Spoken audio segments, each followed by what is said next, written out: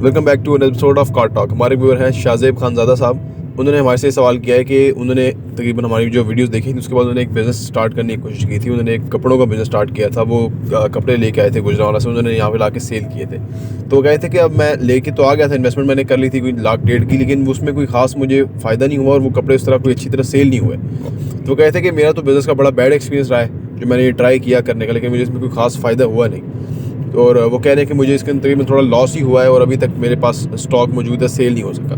तो ये बात करते हैं कि ऐसा क्यों है और क्यों उनको इस तरह का लॉस बर्दाश्त करना पड़ा।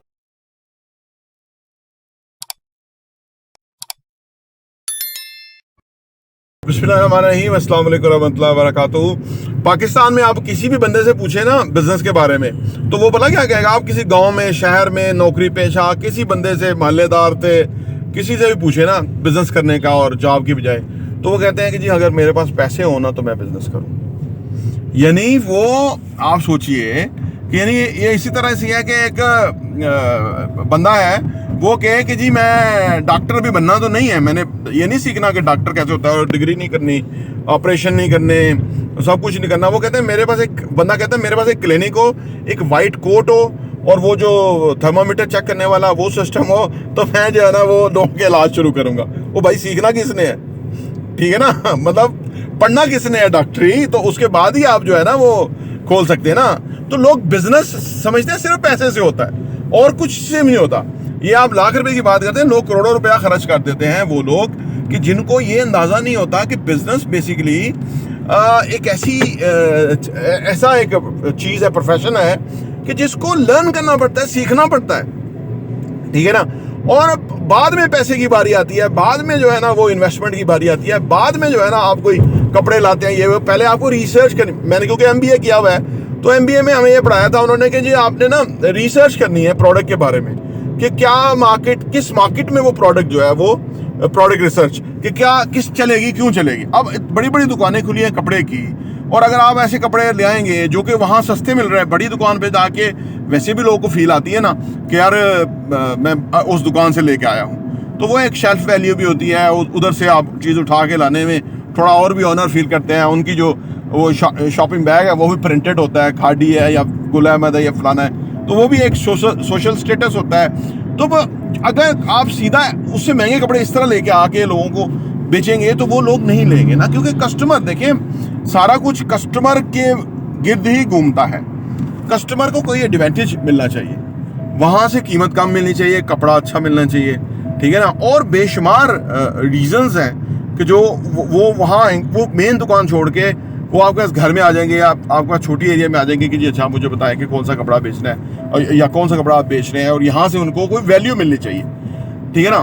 तो बिजनेस जो है वो बेसिकली जो है ना वो ये समझने की चीज़ है कि हम कस्टमर को क्या आउट ऑफ द बॉक्स क्या वैल्यू दे रहे हैं, क्या हम उसको कोई स्पेशल दे रहे हैं, समथिंग स्पेशल देना चाहिए ना हमें, सो दैट कि वो पैसा खर्च करेगा और वो हैप्पीली जाएगा और औरों को बताएगा कि भाई यहाँ से मुझे चीज़ मिल रही है, वो बेहतर मिल रही है, क्वालिटी स्टफ है, कीमत अच्छी है, ठीक है ना, और वैरायटी है, मेरे पास चॉइसेस बहुत हैं, बहुत सारी चीज़ें हैं, ठीक है ना। तो ये बिजनेस कोई भी आप खोलें, कोशिश करें कि थोड़ा उस पर थोड़ा नहीं अच्छी खासी उस पर रिसर्च करें।